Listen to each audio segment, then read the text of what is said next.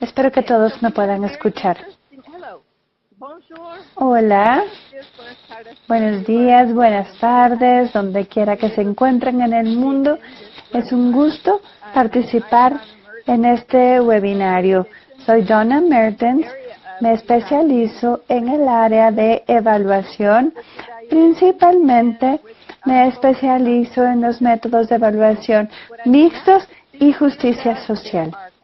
Me pidieron que les hable sobre los métodos de evaluación mixtos cualitativos. Yo incorporé la palabra mixtos en el tema porque yo creo que para los evaluadores, incluso los que trabajan en el área cualitativa, es importante que no pierdan de vista la probabilidad de incluir datos cuantitativos en sus evaluaciones cualitativas.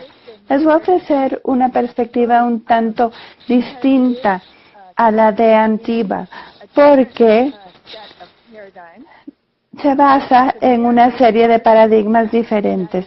Si conocen la evaluación cuantitativa, de seguro también están familiarizados con la noción del paradigma constructivista. Es una perspectiva que se ha usado como base para las evaluaciones cualitativas e investigaciones cualitativas también.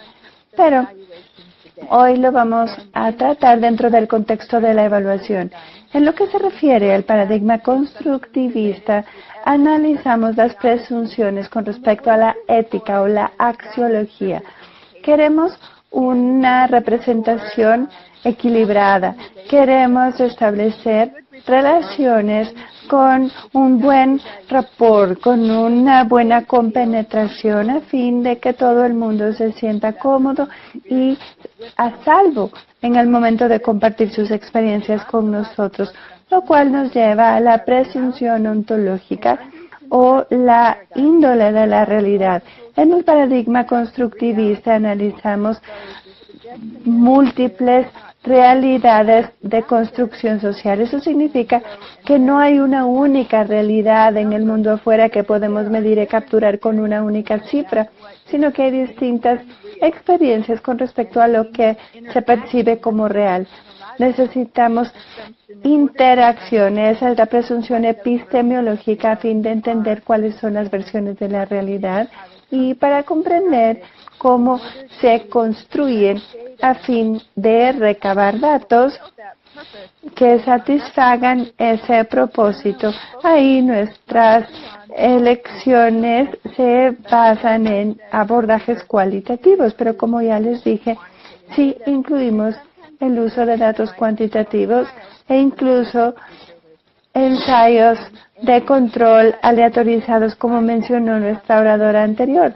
Lo hacemos dentro del contexto de comprensión de la cultura de donde estamos realizando la evaluación. En vez de tener solamente preguntas como, por ejemplo, ¿y este programa funcionó? ¿O este programa funcionó mejor que nada? ¿O este programa funcionó mejor que la alternativa?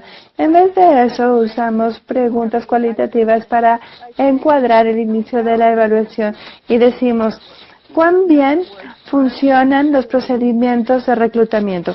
En ese caso, le estamos llegando a las poblaciones a las que queremos llegar y detectamos si hay barreras que evitan la participación. Como pueden ver, la naturaleza de estas preguntas son diferentes, no son solamente con respecto a si algo funciona o no.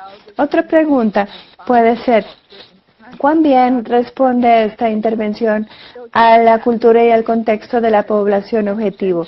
Aquí no estamos suponiendo que esta intervención, de donde quiera que haya venido, está respondiendo al contexto cultural, sino que estamos proponiendo recabar datos acerca de cómo y en qué medida sí responde a la cultura y al contexto, o en qué medida se ve reflejada la población objetivo dentro del rango de diversidad dentro de las metas del proyecto, y puede ser el idioma, la situación económica, las preferencias religiosas, la orientación sexual. ¿Quién está de fuera? ¿Y por qué? ¿Por qué ese segmento de la población está quedando afuera? Otra pregunta, ¿en qué medida la práctica de la ética forma parte del proceso de evaluación y reclutamiento? ¿Cómo estamos operacionalizando los conceptos de respeto durante el proceso de reclutamiento y durante el proceso de evaluación? ¿Cuán bien entiende la población objetivo a lo que se está comprometiendo? ¿Y en qué medida los participantes aceptan los resultados de la aleatorización? Todas estas preguntas las podemos plantear como evaluadores porque nos dan mayor información acerca de cuán apropiada va o qué tipo de resistencia vamos a enfrentarnos durante los controles aleatorizados. Generalmente la información se puede usar bien, pero estamos entendiendo, tenemos que entender cómo está la gente y sus niveles de aceptación. Todas estas preguntas las podemos plantear desde la perspectiva cualitativa e incluirlas en el contexto de un diseño de métodos mixtos. Este diseño nos muestra las 4 etapas de la evaluación. Este estudio fue citado por Charlene Spider y fue publicado por Bushell y Thompson en el 2011. El estudio se abocó a las mujeres que no utilizaban los servicios para mamografías, para la detección de cáncer a través de mamografía. Habían realizado un estudio cuantitativo anterior que decía que a pesar de que las mamografías eran gratuitas, las mujeres no estaban aprovechando la oportunidad. Y dijeron, a ver, vamos a realizar un estudio para entender qué es importante para las mujeres, desde la experiencia de la mujer, qué es importante. En la etapa 1 comenzaron con el estudio de la teoría de las experiencias y barreras de las mujeres. Hicieron focus groups, hicieron observaciones, observaron a mujeres que posiblemente iban a hacerse la mamografía y tomaron notas de campo. Todo esto lo continuó una teoría cimentada, para después analizar cómo se podía utilizar la información para modificar la intervención y que se convirtiese en algo que llamara a las mujeres para que quisieran participar, para que le dieran valor, más no que fuera una barrera para ellas. A partir de aquí, las intervenciones se incorporaron al diseño de un ensayo de control aleatorizado. Se hizo con la teoría cualitativa. Hubo una medición cuantitativa de la cantidad de mamografías que se habían hecho hasta ese punto. Después hubo una evaluación de proceso que incluyó observaciones de las intervenciones, entrevistas, encuestas, para pasar a la etapa 4, donde se hicieron las pruebas posteriores, cuantitativas, cualitativas y de cambio de comportamiento. A partir de aquí podemos inferir que la teoría cualitativa informó todo lo que estaba sucediendo. Y había un fuerte componente cualitativo a nivel de la etapa 3 dentro del proceso. Así pueden ya tener una idea de cómo los estudios cualitativos logran incluir los enfoques cuantitativos para poder plantear distintos tipos de preguntas, para generar intervenciones diferentes, a fin de comprender los procesos que se gestan a lo largo de la intervención y así poder comprender mejor cómo responder y atender las necesidades y las experiencias de la gente con la que trabajamos. También quisiera introducir un segundo paradigma, el paradigma transformador, que sí puede tener un enfoque cuantitativo también, pero se beneficia de los datos cualitativos en la parte de métodos mixtos. Observamos aquí que este paradigma surgió porque las personas, la población de comunidades marginales expresó que a pesar de que había esfuerzos cualitativos y cuantitativos, no veían que hubiera una representación real. No sentían que algo estuviera cambiando como para generar una transformación social que ellos consideraran de valor. El paradigma transformador trabaja con ese concepto del respeto por las normas culturales y el respaldo a la justicia social y a los derechos humanos. La primera pregunta es la siguiente: ¿cómo puedo diseñar mi estudio para que efectivamente respalde la justicia social y los derechos humanos? Incluye una pregunta de reciprocidad. ¿Qué es lo que yo le estoy dando? ¿Cómo estoy siendo recíproco con las comunidades que me dan datos? Entonces, si el estudio se diseña en espíritu de transformación, tendremos que ser recíprocos para que aumenten las capacidades de que la gente cada vez tenga mayor respeto por sus derechos y para que aumente la justicia social en las comunidades donde vivan. Por eso, a la realidad la vemos de una manera un poquito diferente, con un enfoque específico sobre el poder, porque existen muchas manifestaciones de la realidad, provienen de diferentes posiciones sociales. Hay algunas de esas posiciones que yacen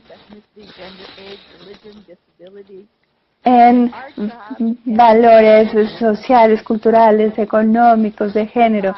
Por eso nuestro trabajo es diseñar estudios que ofrecen la integración de múltiples realidades para tratar de identificar las distintas versiones de la realidad que logran hacer que se mantenga el status quo en oposición a las otras manifestaciones de la realidad que nos llevan a los derechos humanos. Y para poder hacerlo, debemos estar conscientes de cómo se abordan estos asuntos de poder, de cómo formamos los enlaces y vínculos interactivos con las comunidades, cuál es el conocimiento de la ubicación social e histórico, es decir, esto incluye el conocimiento basado en la experiencia de la comunidad, sobre todo relacionado a los grupos diversos cuyas voces no se incluyen por lo general, y que trabajamos hacia el desarrollo de relaciones de confianza. La metodología comienza con una dialógica cualitativa, con experiencias en las cuales se pueda entender el contexto mejor, a los actores mejor, los asuntos culturales, quiénes deben estar involucrados, qué significa ese contexto. Después podemos añadir los métodos mixtos y cuantitativos. Puse contexto nuevamente ahí porque son parte de la evaluación que se dejan de lado con frecuencia. Ahora quisiera compartir con ustedes algunas preguntas que serían compatibles con cómo podemos formar la justicia social. Como pueden ver, se enfocan en el género, quién se verá beneficiado y quién perderá en este proyecto en términos de género al corto y largo plazo. ¿Hasta qué punto están involucradas las mejores en el desarrollo del programa? ¿Cuáles son las organizaciones por parte del gobierno y la sociedad civil involucradas? ¿Cómo es que el reto del proyecto existente muestra las divisiones de género en términos de trabajo, tareas, responsabilidades, oportunidades, el acceso y el control sobre los recursos? ¿Y cuáles son los riesgos de este retraso en los cambios que se hacen? Es decir, vemos la extensión del tipo de involucramiento. Hay que ver ¿quiénes se incluyeron por parte de los actores, el gobierno, la sociedad civil? Si lo hacemos de esa manera, podremos tener una mejor oportunidad de entender las intervenciones al momento de evaluar. Estas son preguntas críticas que hay que preguntar en la evaluación de transformación. Y no todas, simplemente algunas preguntas. Hay que ver cuáles son los principios principales para la evaluación transformadora. Hay que reconocer las relaciones de poder, identificar las causas estructurales de desigualdad y discriminación. Porque no podemos abordar la desigualdad y la discriminación sin tomar en cuenta las causas estructurales. Hay que determinar los impactos de los programas sobre las poblaciones empobrecidas y los grupos que enfrentan la discriminación. Hay que enfocarnos específicamente en estos grupos en las comunidades donde trabajamos.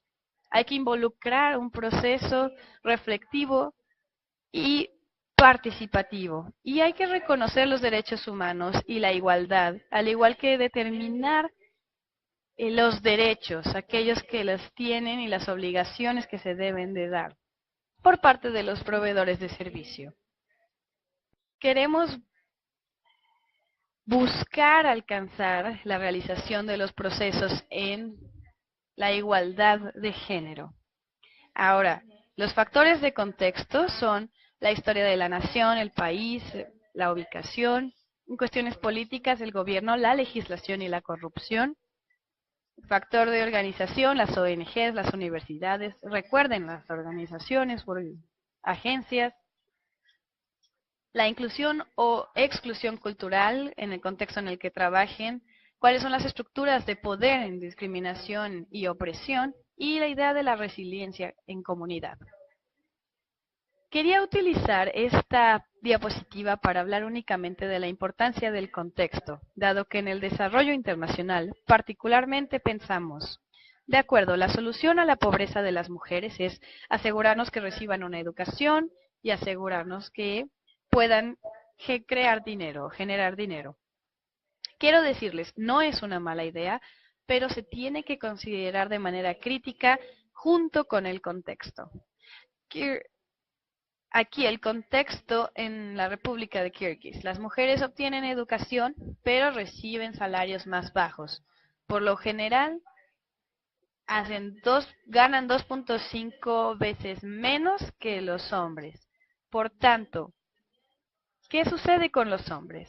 Ellos están desempleados, no tienen un título y ahora sufren a causa de los estereotipos, puesto que dicen que los hombres son quienes tienen que llevar el pan a casa. Como consecuencia se ha visto una tasa de suicidio mayor en Kirguistán, 4 veces más alta que las mujeres. Y la esperanza de vida de los hombres llega a solo 63.5 años. Las mujeres en promedio viven 9 años más. Esto muestra una baja en el nivel educativo que tienen los hombres, lo cual como consecuencia muestra conflictos en la familia y las sociedades. Ahora, ¿no educan a las mujeres? ¿No hay trabajos? No. Sin embargo, tenemos que ver cuál es la realidad y cómo podemos introducir una intervención que tenga maneras adecuadas culturales para abordar este estereotipo que está sosteniendo un status quo opresivo. Algunas veces las soluciones son de índole más cultural, algunas otras de índole económica. En contexto podemos observar los asuntos, podemos ver el contexto, la capacidad de las organizaciones, las necesidades y los activos disponibles en la comunidad y observar la relevancia de los servicios y estructuras actuales para ver cómo se podrían modificar. Ahora, muy importante en la evaluación transformadora es el desarrollo de equipos para identificar grupos de acción en las comunidades para entender la historia y sus esfuerzos. Identificar a líderes, posibles líderes formales e informales. Identificar las necesidades en la comunidad y las brechas, al igual que las oportunidades y las fortalezas. Y hay que entender cuál es la población meta para poder mejorar y construir un proyecto seguro en la credibilidad dentro de la comunidad y crear este momentum para las actividades del proyecto a través del insumo de la comunidad. Como pueden ver, el enfoque no nada más es acerca de cómo funciona el programa, sino cómo es que el contexto se lleva a cabo en el programa para brindar una respuesta. Al hacerlo tenemos que estar listos a responder las teorías desafiantes. Son cuestiones de cómo incorporar la diversidad. Hay que ver quién tiene el poder para definir la teoría del cambio y cuáles son las diferenciales de poder utilizando la experiencia in situ con los participantes y con el personal, al igual que a través del uso de teorías sociales y psicológicas para el cambio de comportamiento. Un ejemplo del proyecto de prevención de VIH en Botswana ilustra este método cualitativo mixto transformador. En este contexto utilizado en Botswana, recibieron una subvención para poder desarrollar un programa para prevenir la transmisión del VIH para los jóvenes.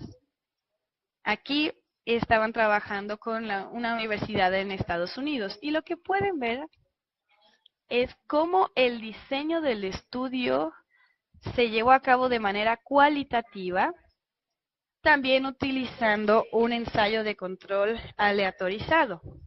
En Botswana hubo un equipo. Este equipo fue muy diverso e incluía a personas de la universidad, de escuelas y de clínicas, de grupos comunitarios. Todos leyeron sus documentos, participaron en el diálogo para poder identificar factores apropiados para poder recabar más información. En la segunda etapa, recopilaron toda la información en estudios preliminares, fueron a las comunidades para poder hablar acerca del significado del VIH en sus vidas. Primero que nada, no utilizan esa terminología, le llaman una enfermedad, no hablan directamente al respecto, hablan de manera indirecta con metáforas, canciones, poemas, y esto se convirtió en algo que el equipo pudo analizar y decir, bueno, ¿cuál es el significado? ¿Cuál es el significado de esta enfermedad en esta comunidad? Y un hallazgo asombroso por parte de este estudio fue que la juventud experimentaba una sensación de tristeza. Sabían que la gente estaba muriendo o había fallecido. Los padres, tíos, amigos, profesores, todos habían tenido alguna pérdida en su familia, por tanto se sentían tristes. Otro comentario fue que no veían un futuro para ellos porque veían cómo la gente fallece. Por tanto dijeron, si vamos a estar aquí durante un periodo muy corto, probablemente vamos a morir.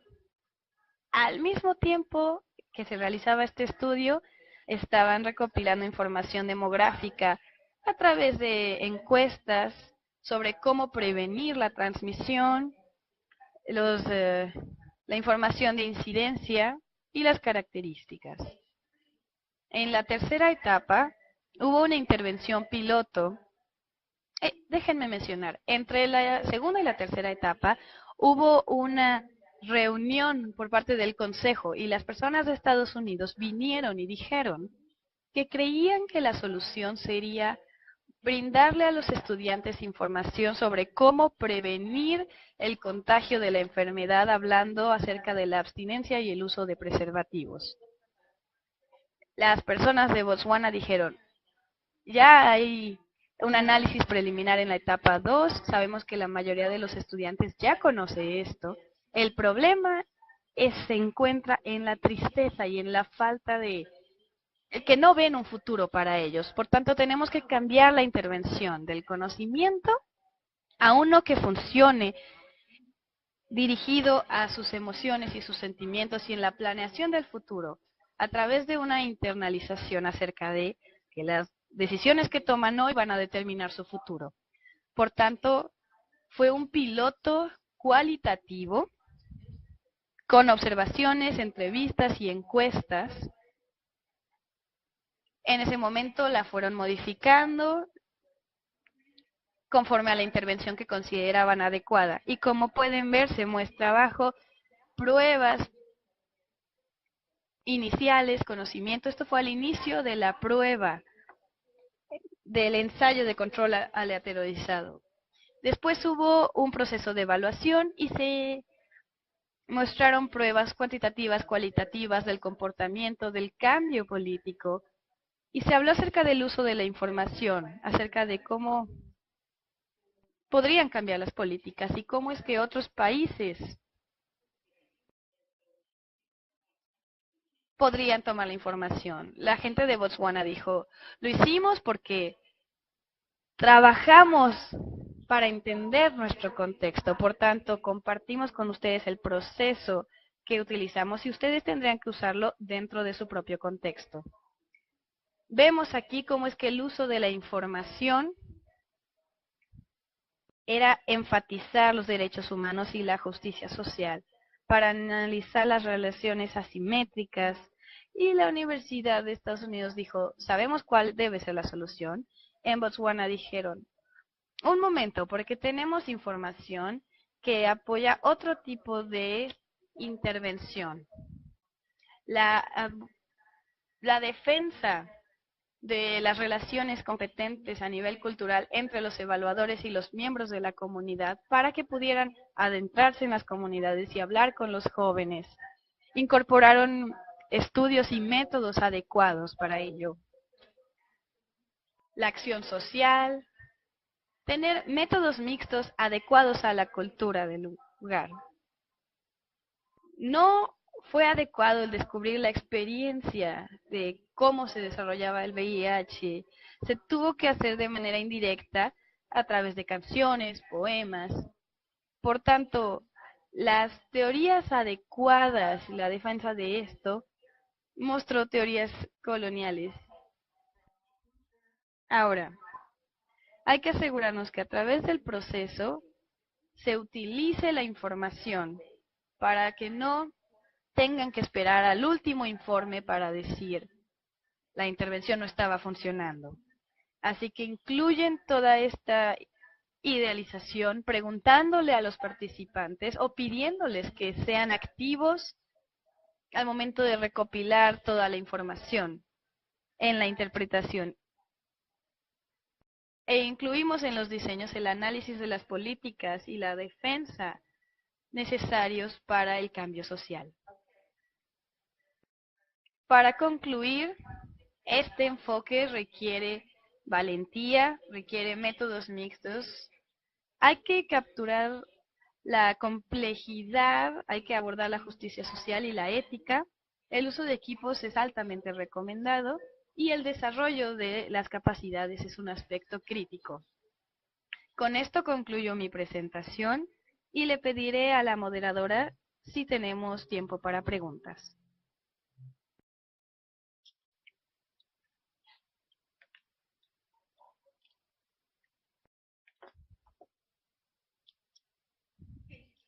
Gracias, Donna.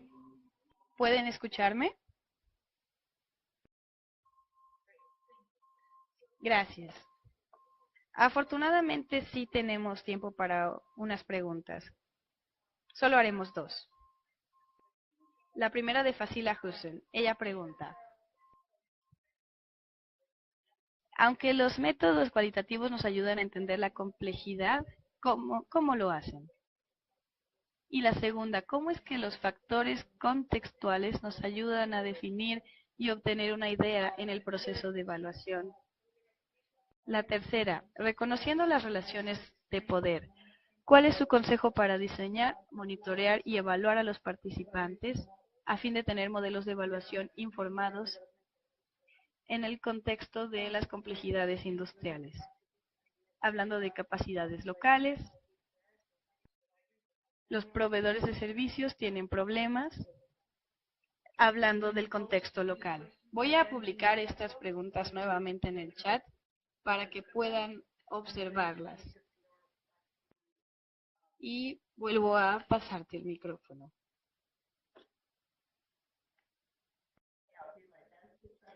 Haré lo mejor posible para recordar todas las preguntas. Bueno, la primera está relacionada con el uso de datos cualitativos en el estudio de la complejidad. Creo que este es uno de las cuestiones más fuertes o dominantes, la inclusión de datos cualitativos dentro de un estudio de métodos mixtos. Si realmente escuchamos a las personas acerca de cuáles son sus experiencias y de cómo es que han podido acceder o no han accedido o han decidido no tener acceso, podemos entender la complejidad de lo que sucede. Uno de mis estudiantes previos estaba estudiando el VIH en Sudáfrica y ella era sorda. Entonces preguntaba por qué los sordos no podían recibir estos servicios, no iban. Y aquellos que brindaban el servicio le dijeron, pueden venir si quieren. Eso es como decir que las mujeres pueden hacer lo que quieran, excepto que no se les apoya. No se les hace sentir seguras o cómodas. O no son capaces de tener una comunidad o una comunicación acertada. En este caso, se permite la inclusión de las voces y personas sordas, por ejemplo, dijeron que no se les brindaban intérpretes y que cuando sí iban, sentían que eran irrespetuosos y los trataban como si fueran personas torpes, cuando lo único que pasaba era que no podían escuchar, no podían oír. Entonces, hay que enfocarse en quién está recibiendo el servicio, que sea de manera respetuosa y adecuada. Desde mi punto de vista, ese ejemplo refleja la complejidad. La segunda pregunta, déjenme ver, estoy tratando de encontrar la segunda pregunta.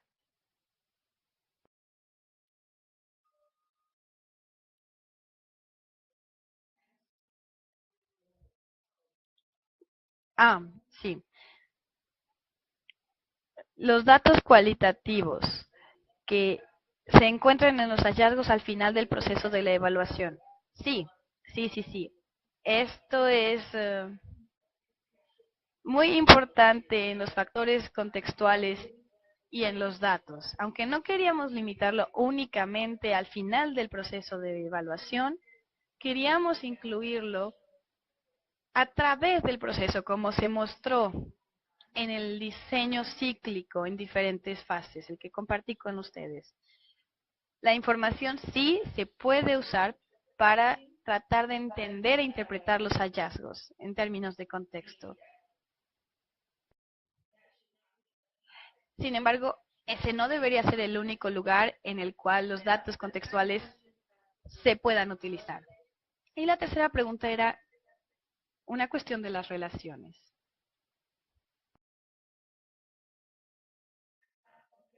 Ah, aquí está. ¿Cómo se reconocen las relaciones de poder? Oh, se mueve, se mueve. Bueno, creo que debemos empezar con el uso de los principios para una buena evaluación.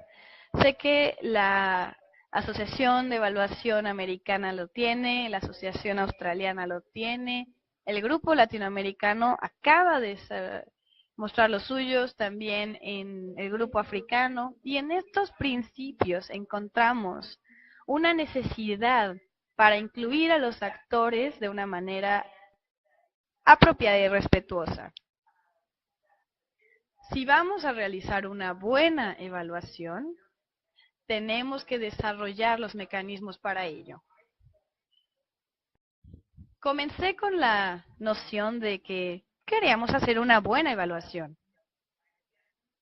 Sin embargo, todavía tengo un cliente que dice, no, nosotros solo queremos una evaluación mediocre.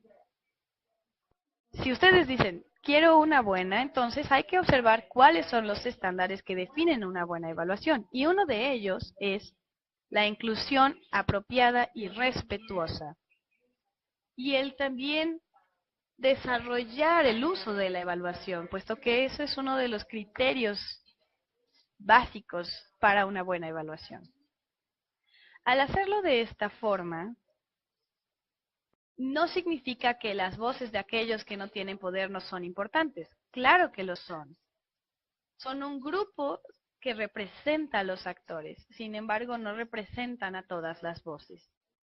Por ello, al decir que se incluyan más voces y que esto mejorará la calidad de la evaluación.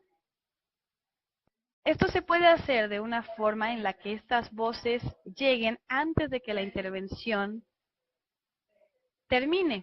Ahí podremos decir que la intervención por sí sola tiene un potencial más alto para responder a las necesidades de esa comunidad. Tal como con el ejemplo de Botswana. Si se hubiera utilizado este conocimiento basado en la comunidad, hubiéramos visto que la naturaleza de ese problema no era nada más la enfermedad, sino que era la tristeza y la perspectiva que tienen sobre el futuro. Por tanto, el tener estos argumentos de una manera pragmática, basándonos en los valores y teniendo también en cuenta los consejos. Algunas veces pueden ser consejos profesionales, algunas otras veces metodologías de consejo o basadas en las comunidades. Esto va a depender de la fracción de la comunidad. Podemos tener una comunidad que tenga diferentes consejos consultivos. Entonces hay que ver la evidencia de las diferentes perspectivas. Si en Botswana le hubieran dicho al NIH y a la universidad, no creemos que esto vaya a funcionar, sin los datos o la información recopilada, no habría sido algo tan poderoso.